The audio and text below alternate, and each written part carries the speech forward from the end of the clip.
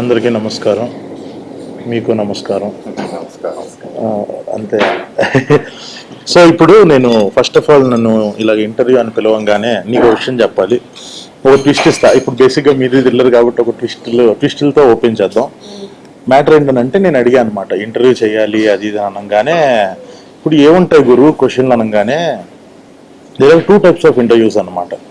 So ఒకటి ఏంటనంటే cinema గురించి తప్ప అన్ని పర్సనల్ గురించి, వాళ్ళ వెనకాల ఉన్న కాంట్రవర్సీల గురించి, వీటి గురించి మాట్లాడే పంచాయతీ ఒకటి. సో అవన్నీ నేను ఇటు మాట్లాడతాను, సినిమా గురించి ఇటు మాట్లాడతాను.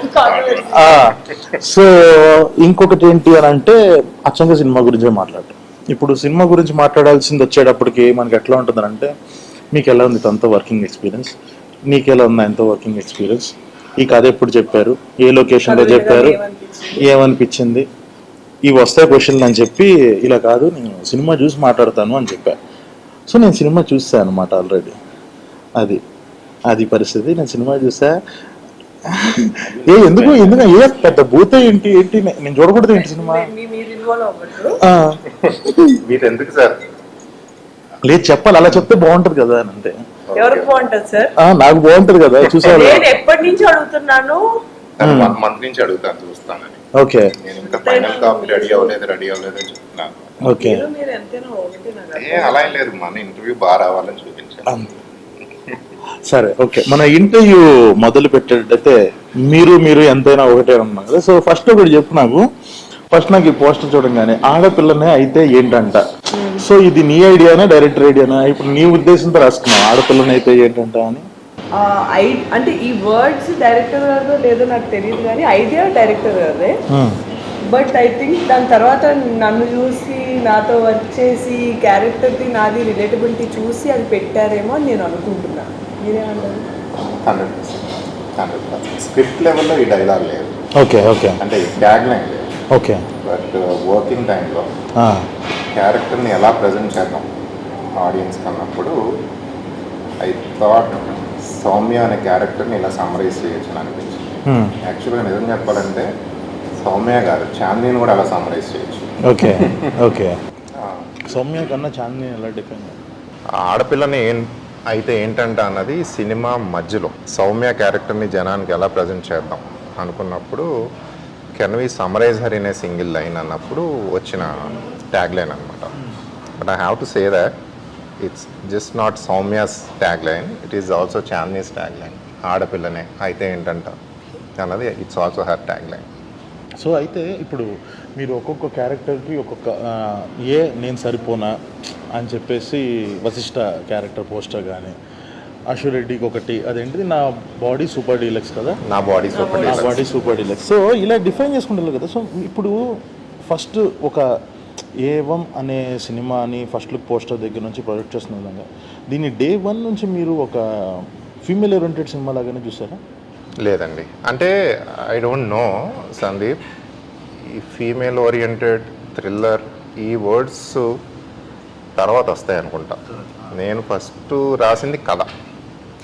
ఆ కథ రాసినప్పుడు నేను ఇంట్రోల్ బ్యాంగ్ ఇలా ఉండాలి, ప్రీ క్లైమాక్స్ ఇలా ఉండాలి, క్లైమాక్స్ ఇలా ఉండాలి అని రాసుకోలేదు. సౌమ్య, యుగంధరు, అభి, ఆషు అన్న క్యారెక్టర్ క్రియేట్ చేసుకుని ఆ క్యారెక్టర్లతో కూర్చుని భోజనం చేసి, డైన్ చేసి, వాటితో వాకింగ్ చేసి నా మనసులో ఇదా. సో క్యారెక్టర్స్ని పూర్తిగా డైజెస్ట్ చేసుకున్నాను. So I know so much about Soumya. తన నానమ్మ నుంచి నాకు హిస్టరీ ఉంది.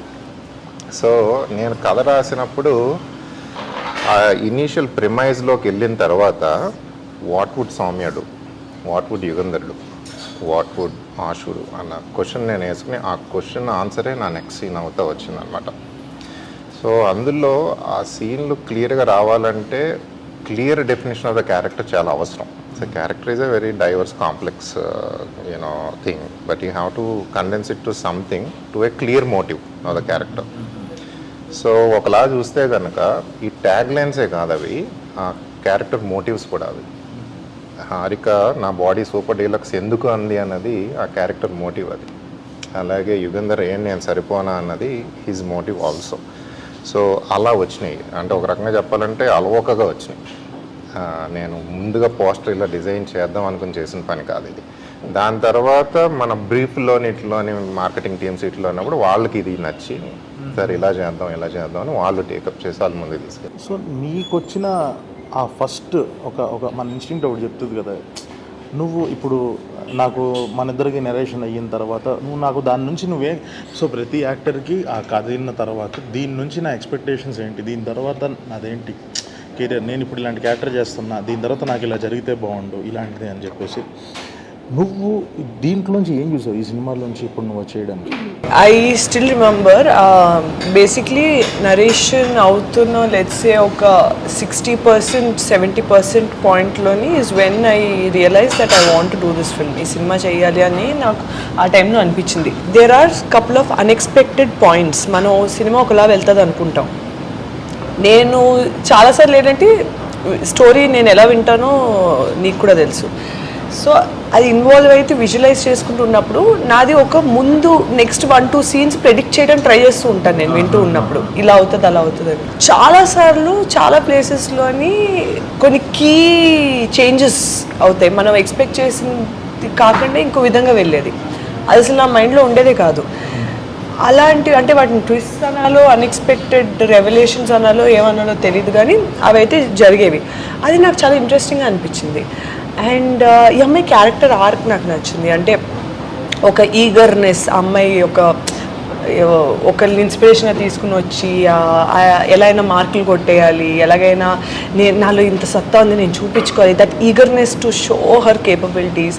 అట్ ద సేమ్ టైం తన vulnerability factors, at the same time తను తను అదంతా ఉన్నా బికాస్ తను పెరిగిన వాతావరణం అవ్వచ్చు, లేదా తను షీస్ ఫ్రమ్ వికారాబాద్, అక్కడ తను పెరిగిన వాతావరణంలోని ఇంతవరకే స్కోప్ ఉంది మేబీ ఆ అమ్మాయి పర్సనలీ గ్రో అవ్వడానికి. కానీ అమ్మాయి మైండ్ వైజ్లో చాలా బ్రాడ్, తనకి చాలా ఇది చేయాలి అది చేయాలి ఉంటుంది, చాలా ధైర్యం, కానీ అది తను చూపించుకోలేదు, సైలెన్స్లో ఉంటుంది. ఆ ఇన్నర్ టర్మాయిల్స్ అవి నాకు చాలా నచ్చాయి. సో అది తను how is she breaking it, అంటే లేదు లేదు లేదు అంటున్నా సరే వెళ్ళి చేయాలని ఏమనుకుంటారు అన్నది ఒక తెగింపు వచ్చేస్తుంది, ఒక పాయింట్లో తెగింపు వచ్చేస్తుంది. అవును, అంటే ఆ తర్వాత బికాజ్ సినిమా చూసా కాబట్టి నేను కూడా చెప్పొచ్చు, ఆ ఇన్నోసెన్స్ నుంచి వెళ్తూ వెళ్తూ ఒక పాయింట్ తర్వాత ఏమనిపిస్తుంది అంటే వై ఇలా చేద్దాం, ఇప్పుడు దీని తర్వాత రిపర్కషన్స్ ఏముంటాయి, దానివల్ల ఏమైనా ప్రాబ్లమ్స్ అరైజ్ అవుతాయి, అంత దూరం ఆలోచించదు. ఫాస్ట్గా చేసేయాలి, తొందరగా చేసేయాలి, మనం మార్కులు కొట్టేయాలి, ప్రూవ్ చేసుకోవాలి, నేను ఇప్పుడు ఇది ఒక కేసు సాల్వ్ చేసేస్తే అప్పుడు నన్ను సీరియస్గా తీసుకుంటారు, ఆ కైండ్ ఆఫ్ ఇది వెళ్ళి వెళ్ళి వెళ్ళి దెన్ ఫైనలీ ఒక అన్ఎక్స్పెక్టెడ్ పొజిషనింగ్లోని తను అనుకోకుండా ఒక కైండ్ ఆఫ్ ఒక క్రేజీ కేసు వచ్చి తన ముందు ఉంటుంది, ఎవరు పట్టించుకోరు. ఈ కేసులో ఇంత సీన్ ఉందనే విషయం ఎవరికి తెలీదు. అది తను she realises it and then how that becomes big. అంటే అది ఎక్స్పెక్ట్ చేసిన కన్నా కేసు చాలా పెద్దది అవుద్ది ఇన్ టర్మ్స్ ఆఫ్ సివియారిటీ. ఇప్పుడు మనం కొత్తగా ఏ ప్రొఫెషన్లోకి వెళ్ళినా సరే, పోలీస్ అవ్వనివ్వండి లేదా మన ఫీల్డ్ ఏవైనా సరే, ఎలా నడుచుకోవాలి, ఎలా మాట్లాడాలి, ఎలా బిహేవ్ చేయాలి, ఎంత చెప్పాలి ఎంత చెప్పకూడదు, ఎలా చెప్పాలి, ఈ మ్యాజిక్లు గిమ్మిక్లు మనకు తెలీదు. మనం ఎందుకంటే మనకి అవన్నీ ట్రైనింగ్లు ఇవ్వరు కదా, మనకి ఎంతసేపు ఇప్పుడు యాక్టింగ్ ట్రైనింగ్ ఎవరైనా తీసుకుంటే యాక్టింగ్ నేర్పిస్తారు, ఇంటర్వ్యూల్లో ఎలా మాట్లాడాలో, బయట ఎలా నడుచుకోవాలో అవన్నీ గ్రూమింగ్ అదంతా ఉంటుంది, కానీ జనరలీ అదంతా ఉండదు. పోలీస్ ట్రైనింగ్లో కూడా ఐఎమ్ గెస్సింగ్, అంటే నాకు కంప్లీట్గా అవగాహన లేదు, బట్ ప్రెస్తో ఎలా మాట్లాడాలి యాజ్ అ పోలీస్, లేదా వీల్ ఎలా హ్యాండిల్ చేయాలి, మన సుపీరియర్స్ ఎలా హ్యాండిల్ చేయాలి, అవన్నీ నేర్పించరు. ఉండి ఉండి ఆ రాటు తేలిపోవడం వల్ల మా స్లోగా నేర్చుకుంటారు. అదంతా కూడా చూపిస్తారు ఈ సినిమాలో. నాకు ఆ పాయింట్స్ చాలా నచ్చాయి. అంటే you can see an arc. ఇంటర్వ్యూల్లో ఎలా మాట్లాడాలన్నది కూడా మన ఇద్దరికి ఫస్ట్ నేర్పించాలి. అది కూడా ఇప్పుడు నువ్వు నేను ఇంట్లో కూర్చొని క్యాజువల్గా మాట్లాడి మీ ఇద్దరు కంపేర్ టు మీ సీనియర్స్ ఇక్కడ ఇంటర్వ్యూస్ లో, అందుకే కంఫర్టబుల్ గా కూర్చోవడం వల్లే కదా మాకు ఈ ప్రాబ్లమ్స్. నేను కూడా అంతే, ఇలా కూర్చోకుండా మన ఇలా వెనకాల కూర్చొని మాట్లాడినందుకు నాకు చాలా యాటిట్యూడ్ అన్న పేరు వచ్చింది. సో అదే అంటుంది మాత్రం దానికి పిల్లలరా మీరు. సో నాకు ఈ క్యారెక్టర్, ఈ సౌమ్య క్యారెక్టర్, నేను ఎందుకు ఒక ఆ ఫీమేల్ క్యారెక్టర్కి అలా కనెక్ట్ అవ్వటము అది ఏంటి అని అంటే, సో నేను కూడా బయట స్వతహాగా చాలా ఓవర్ ఎక్సైటెడ్గా అయింది.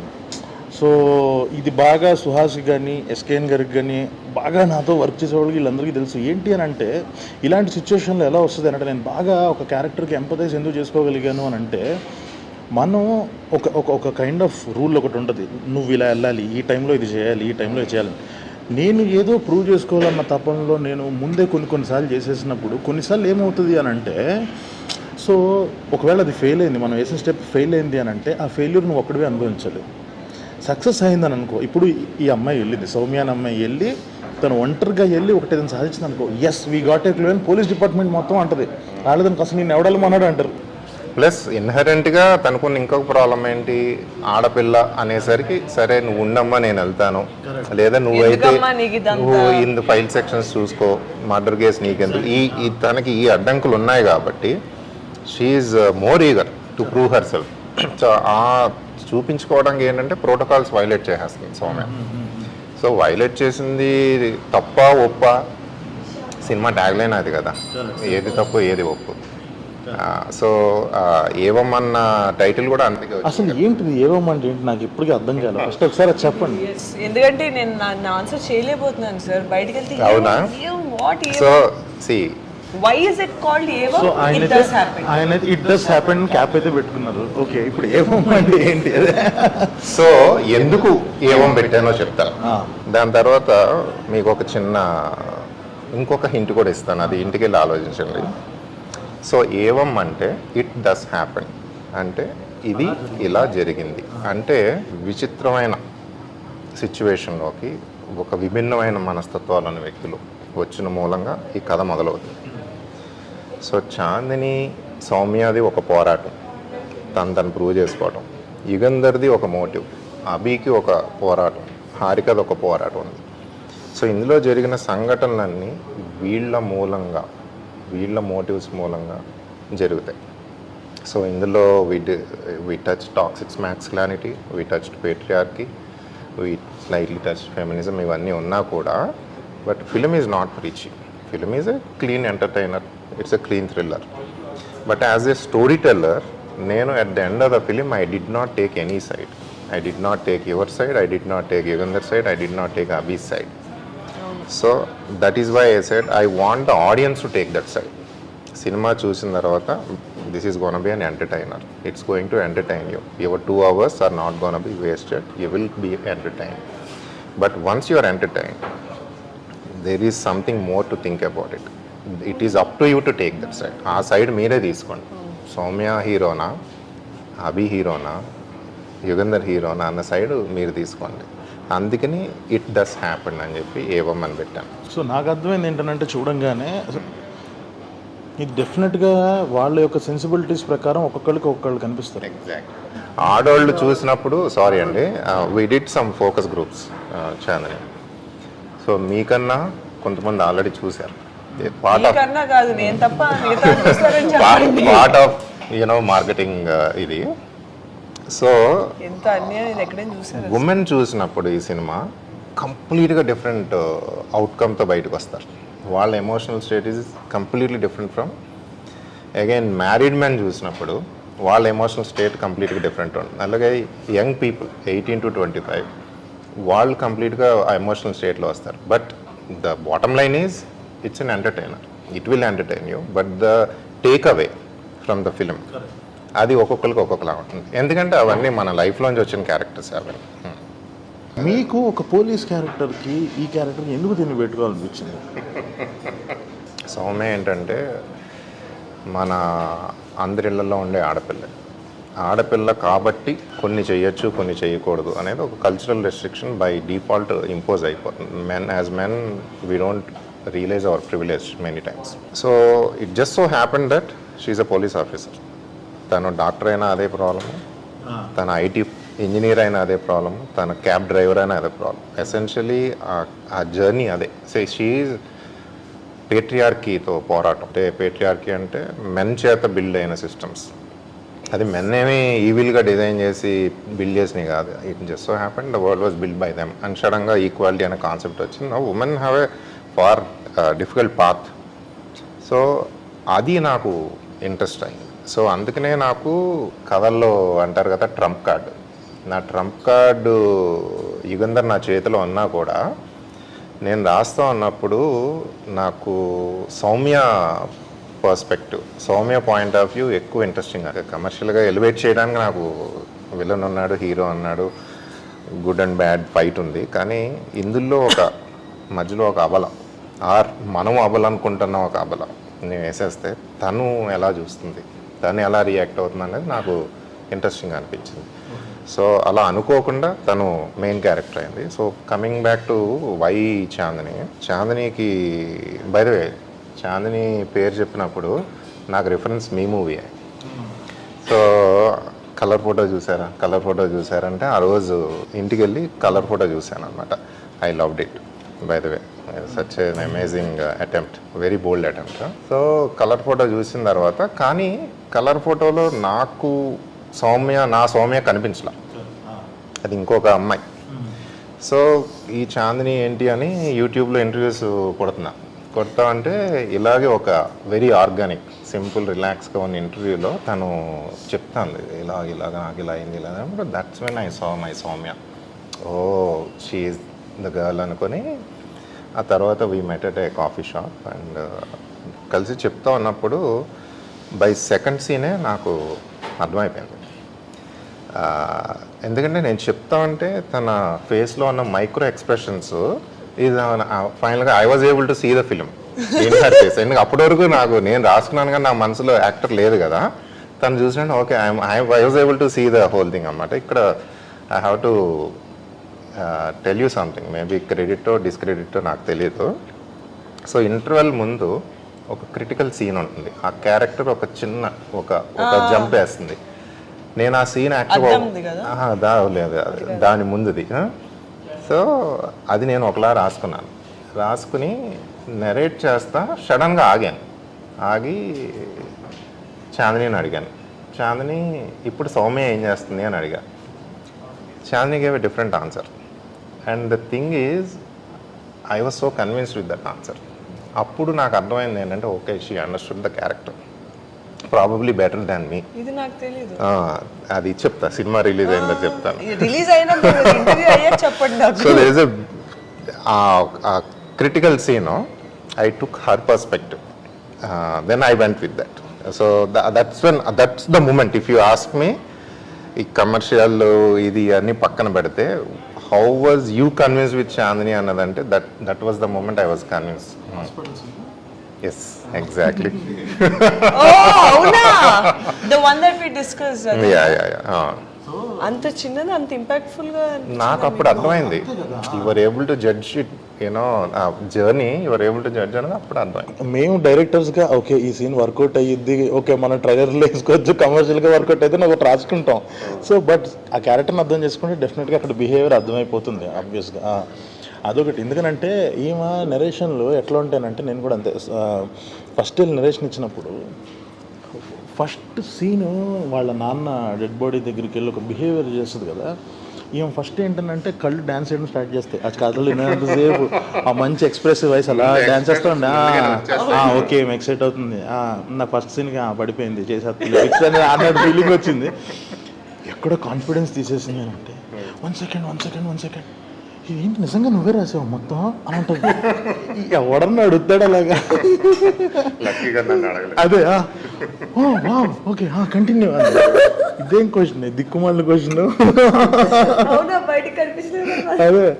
సో అలాగా. బట్ మీరు అన్నది కరెక్ట్. మీరు కాస్టింగ్లో చేసిన ది బెస్ట్ చాయిసెస్లో ఎలాగైతే ఎందుకనంటే చాలా ఇప్పుడు ఒక క్యారెక్టర్, ఒక ఫీమేల్ క్యారెక్టర్కి వాళ్ళకి బలుపు ఉంది, ఇది కొంచెం ఒక కైండ్ ఆఫ్ అంబిషన్ ఉంది ఇది అని వేరే వాళ్ళకి చాలా డైలాగులు చెప్పలేము, కానీ తినకైతే వర్కౌట్ అయిపోతాయి కొన్ని ఎక్స్ప్రెషన్స్లోనే. సునీల్ అన్న తిను ఎదురెదురుగా కూర్చొని మాట్లాడుకుంటుంటారు. It is like 1-on-1 scene. So నాకు తెలుసు ఇదేంటి, చెయ్యి మడిస్తే కండపడాలి, నవ్వితే బుగ్గ మీద సొట్టపడాలి, గాలికి జుట్టు ఎగరాలి, ఇలాగా ఒక బ్యూటీని డిఫైన్ చేసే సీన్ ఒకటి ఉంటుంది. అది it was completely different thing అప్పుడు దానికన్నా ముందు.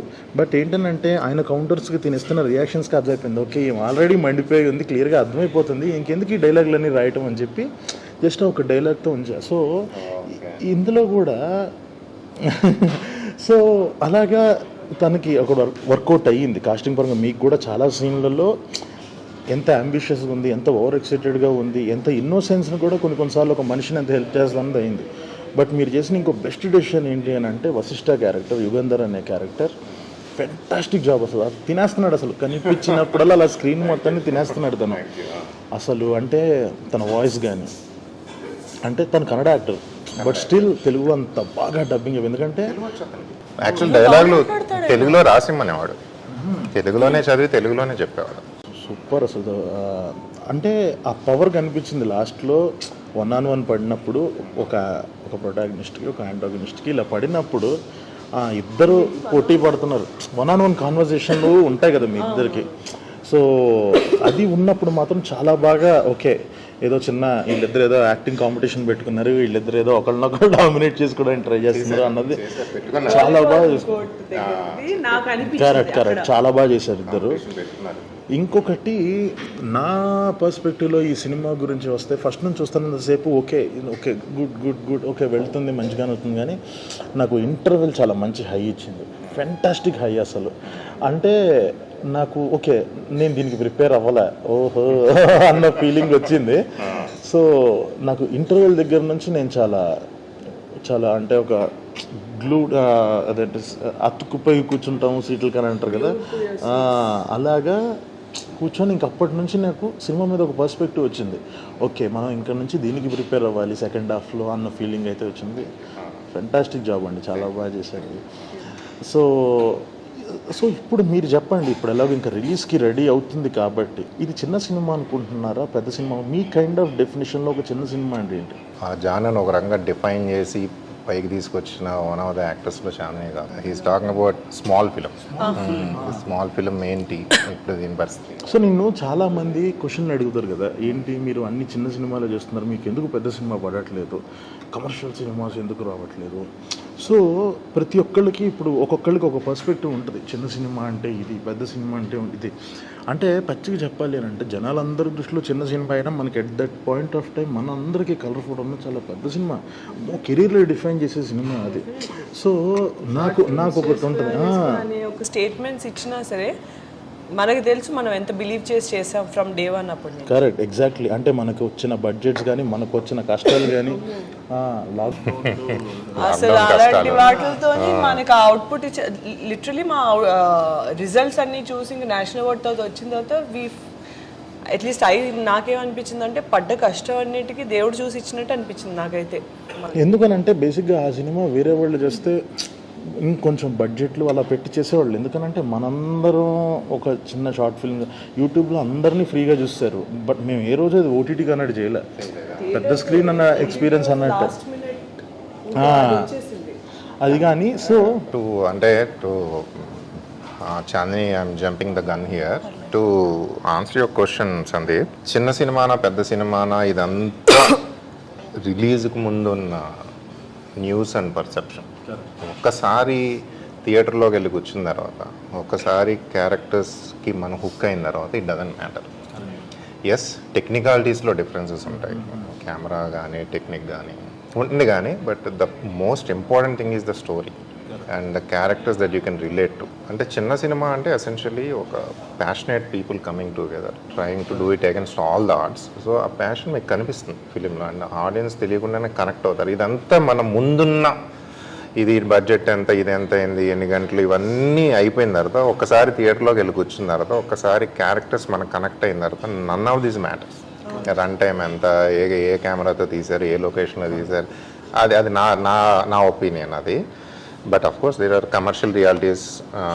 బడ్జెట్ ఎంత అని ఓటీటీ వాడు అడుగుతాడు, డిస్ట్రిబ్యూటర్ అడుగుతారు, యాక్టర్స్ ఎవరైనా అడుగుతాడు, ఇవన్నీ ఉంటాయి. కానీ all of this goes away once the audience connects to the characters. So I hope, sincerely hope, you guys are the champions of this segment కదా, మీరు డిఫైన్ చేశారు లిటరల్లీ. ఇది చిన్న సినిమానా పెద్ద సినిమానా అన్నది పక్కన పెట్టేసి మైండ్లోనే, is this an entertainer, is this an interesting film? డెఫినెట్గా. అంటే నేను కూడా బలంగా నమ్మేది ఏంటి అని అంటే, ఇప్పుడు నేను చేసిన అంటే అందరి దృష్టిలో నేను ఒక్క సినిమానే చేసినవాడిని, కానీ నేను ఎన్ని స్క్రిప్ట్ల మీద వర్క్ చేశానో along with too many directors వీళ్ళందరి దాంట్లో నాకు ఈ సినిమా కొట్టిన సిక్సర్ ఏంటంటే, చూస్తున్నంతసేపు మనం స్టార్ హీరోస్తో చేసినప్పుడు ఇప్పుడు జనాలు థియేటర్కి ఎందుకు వస్తారు అంటే యాక్టర్స్ని చూడడానికి రారు, వాళ్ళని వాళ్ళు చూసుకోవడానికి వస్తారు. ఓకే, అందరు సినిమాలకు వచ్చేది ఎందుకు, వాళ్ళని వాళ్ళు చూసుకోవడానికి వస్తారు. మనం స్టార్ హీరోస్తో సినిమా చేసాం. నేను రాసుకున్న ఒక గోల్డెన్ రూల్ ఏంటి అని అంటే, స్టార్ హీరోస్తో సినిమా చేసినప్పుడు స్ట్రెంగ్త్స్ని హైలైట్ చేయాలి, కొత్త వాళ్ళతో చేసినప్పుడు ఇన్సెక్యూరిటీస్ని హైలైట్ చేయాలి. ఓకే, నేను నమ్మే సిద్ధాంతం అది. పోర్టబుల్ కోట్ బాగుంది. సో కొత్త వాళ్ళతో Can you elaborate on that? చెప్తా. అంటే ఇప్పుడు నేను ఒక మహేష్ బాబు గారి సినిమానో పవన్ కళ్యాణ్ గారి సినిమానో వాట్ ఎవర్ ఒక లీగ్ 1లో ఉన్న హీరోస్ అందరి సినిమాలకి వెళ్ళినప్పుడు నేను కూడా ఈయనలాగా ఏదో రోజు కొడతాను, ఎవడో ఒకరిని కొట్టాలి. They will whistle. ఎందుకు విజిల్ వేస్తారు అని అంటే, మనం చేయలేని పనులన్నీ వాళ్ళు అక్కడ చేస్తున్నారు. సో వీళ్ళల్లో ఉన్న ఒక 1% ఆఫ్ స్ట్రెంగ్త్. ఒకడు ఇప్పుడు ఒక పీక్ మూమెంట్స్ అంటే ఏంటి, ఇప్పుడు సినిమాల్లో హీరో మన చిరాకు వస్తుంది జాబ్ అన్నప్పుడు వాడు రిజైన్ చేయడం ఇస్ పీక్ మూమెంట్. ఎందుకంటే నేను చేయలేను రిజైన్. అక్కడ స్టార్ హీరో చేస్తాడు, చిది నా అమ్మ అని ఒక బాస్ మీదకి ఒక పేపర్ సిసిరి కొట్టి బయటకు వెళ్ళడం ఈ స్పీక్ మూమెంట్ వాళ్ళకి. ఎందుకనంటే నాకున్న ఒక 1% స్ట్రెంగ్త్ని ఆడ ఒక 100% చేసి చూపిస్తున్నాడు ఒక స్టార్ హీరో. అదే కొత్త వాళ్ళతో చేసినప్పుడు వీ షుడ్ హైలైట్ ఇన్సెక్యూరిటీస్ని క్యాష్ చేసుకోవాలి. అమ్మా నేను కూడా ఇంతే నల్లగా ఉన్నాను, నేను ఇవన్నీ పడున్నా, నేను కూడా ఇంతే లావుగా ఉన్నా, వాట్ ఎవర్ వాళ్ళు పడిన కష్టాలన్నీ ఇంకొకటి రిఫ్లెక్ట్ చేస్తే క్యారెక్టర్ కనెక్ట్ అయ్యి వీడి తర్వాత ఏం చేస్తాడు అని చూసుకుంటూ వెళ్తారు. సో నాకు ఈ సినిమాలో ఫస్ట్ ప్రతి ఒక్క క్యారెక్టర్ది ఇన్సెక్యూరిటీ బాగా హైలైట్ చేశారు. సో అప్పుడు ఏంటి అని అంటే, మీరు ఇందాక అన్నట్టు సినిమాకి వచ్చి కూర్చున్న తర్వాత ఒక ఫస్ట్ 20 నిమిషాలైనా కొత్తోళ్ళైనా పాతోళ్ళైనా హీరోలైనా ఎవరైనా క్యారెక్టర్ కనెక్ట్ అయ్యేంతవరకే. ఆ తర్వాత నువ్వు నేనే కనిపిస్తుంటాం స్క్రీన్ మీద, ఎవరు కావాలో అది కానీ. సో ఈ సినిమాలో నాకు మై ఫేవరెట్ పార్ట్ వాజ్ ఒక లీడ్ క్యారెక్టర్ యొక్క బిగ్గెస్ట్ ఇన్సెక్యూరిటీని చాలామంది అబ్బాయిలు ఏ విషయంలో అయితే ఇన్సెక్యూర్ ఫీల్ అవుతారో అది ట్యాప్ చేసి the other side of it ప్రతి ఒక్కటి దాంట్లో. అంటే నాలో ఒక మంచి ఉంటుంది, చెడు ఉంటుంది. మంచి చెడు ఉన్నప్పుడు మనం సొసైటీ కోసం ఒక మారల్ ఇది అంతా మాట్లాడి అది చూపించేదంతా మంచి. మనలో కూడా ఉంటాడు, ఎదుటోడి మీద కోపం వచ్చినప్పుడు వాడిని కొట్టాలనిపిస్తుంది, కత్తి తీసుకొని పొడిచాలనిపిస్తుంది, కానీ మనం అది చేయలేం. సో ఈ కైండ్ ఆఫ్ విషయాల్ని, అంటే ఒక మంచికి చెడుకి మధ్య ఉన్న గీతాన్ని కరెక్ట్గా ప్రొజెక్ట్ చేసిన విధానం నాకు చాలా బాగా నచ్చింది. యా, సో ఇక్కడ కూడా how this film become a big film in second half అని అంటే, నేను ఇలాగే చేయలేకపోతున్నాను, నాకు ఇన్సెక్యూరిటీస్ ఉన్నాయి అన్న దాంతో మొదలయ్యి అమ్మయ్య నేను చేయలేదు ఒకటి చేస్తున్నాడు అన్న ఫీలింగ్ తీసుకెళ్ళారు మీరు. అర్థమైందా? So it became a star material. Last మనకి స్టార్ హీరోస్ ఏం చేస్తారు, నేను చేయలేదు ఆడు చేయలేకపోతున్నాను, స్టార్ హీరోస్ చేయాలి. సో లాస్ట్కి నేను చేయలేకపోయేది ఒకటి చేస్తున్నాడు, ఈ క్యారెక్టర్ కూడా నాలంటోడే, కానీ నేను చేయలేకపోతే వీడు చేస్తున్నాడు అన్నది మీరు తెలివిగా చూపించారు. ఓకే, వినటానికి భలే ఉంది. సో చెప్పండి మళ్ళీ ఇది బాగుంది మళ్ళీ చెప్పండి అన్నట్టు. సో అదే అంటున్నా, very well good, thank you. Yeah, so అలాగా ఇట్స్ టూ గుడ్, నాకు అది చాలా బాగా నచ్చింది ఇన్సెక్యూరిటీ. సో ఫైనల్గా నేను ఏంటంటే ఈ పాయింట్లో నేను చెప్పబోయేది ఏంటి అని అంటే, ఒక ఇన్సెక్యూరిటీస్ని మనం చేసిన ప్రతిసారి ఏ రోజు సక్సెస్ వదిలి వెళ్ళింది లేదు. జస్ట్ లైక్ బేబీ, ఇప్పుడు బేబీ చూసినట్టు, సో కలర్ ఫోటోలో కైండ్ ఆఫ్ ఇన్సెక్యూరిటీస్, బేబీలో ఒక ఫైనాన్షియల్ స్టేటస్, ఒక ఆనంద్ లాంటి క్యారెక్టర్ ఒకటి చూసే ఇన్సెక్యూరిటీస్. సో ఇలాగా యంగ్ బ్యాచ్ ఒక ఎదగాలి అనుకునే వాళ్ళు ప్రతిసారి ఇన్సెక్యూరిటీస్ని ట్యాప్ చేసిన ప్రతిసారి ఏ రోజు సక్సెస్ వదిలింది లేదు. సో డెఫినెట్గా దీనికి అది ఎస్ ఇది వర్కౌట్ అవుతుంది అని నేను బలంగా నమ్ముతున్నాను. Thank you so much. Yeah, ఇందాక ఏవం గురించి ఇంకొక హింట్ ఇస్తాను అన్నాను కదా, ఆ హింట్ ఏంటో మర్చిపోయారు. సో ఈ వర్డ్కి ఇంకొక ఆరిజిన్ ఉంది. 4 లైన్స్ సింబల్, మన ఇండియన్ సింబల్, కాన్స్టిట్యూషన్ సింబల్. కింద ఏమని రాసి ఉంటుంది, సత్యమేవ జయతే, ఏవం. సో ఒకసారి అది కూడా I'm just dropping A hint.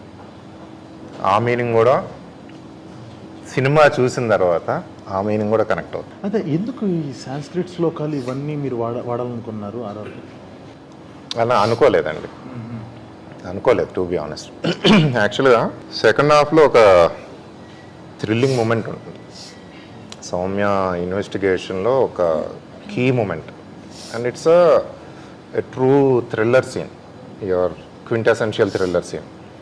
So మేము ఇది ఎడిట్లో కట్ చేసుకున్నప్పుడు రఫ్ వర్షన్ మేము ఒక ట్రాక్ ఇంటర్నెట్లో తీసుకుని పెట్టుకున్నాం. సో నేను మా మ్యూజిక్ డైరెక్టర్ కీర్తన పెద్ద మార్చొద్దు దీన్ని, కావాలంటే విల్ బై దిస్ ట్రాక్, లేదంటే సిమిలర్ ఇవ్వండి నాకు, ఎందుకంటే అప్పటికి మేము అందరం కన్విన్స్ అయిపోయాం. ఎందుకంటే అప్పటికి 20-30 సార్లు చూసాం అందరం అదే ఆ ట్రాక్తో, దానికి ట్రాక్ కట్ చేసాం కూడా. వన్ డే తర్వాత షీ కాల్డ్ మీ, సెడ్ నేను అది చేయనండి అంటే, మరి అదేంటి ఏం చేస్తారు అంటే, నేను అక్కడ ఒక శ్లోక పెడతాను థ్రిల్లర్ మూమెంట్లో, ఇదేంటి అంటే నో ఐల్ ట్రై. అప్పుడు ఇద్దరం కలిపి we did some research. So ఒక శ్లోకం దొరికింది, అందులో ఏవం అన్న పదం ఉంది అండ్ ఆ శ్లోకానికి ఒక మీనింగ్ ఉంది. ఆ మీనింగ్ యాక్చువల్గా reflects the psychology of both the characters, Yugandhar and Soumya అనమాట. సో అది యాక్చువల్గా ఆ శ్లోక పెడితే ఆ సీన్ ఇంకా స్పూకీగా వచ్చింది. నేను ఎప్పుడు ఎక్స్పీరియన్స్ చేయలేదు అది.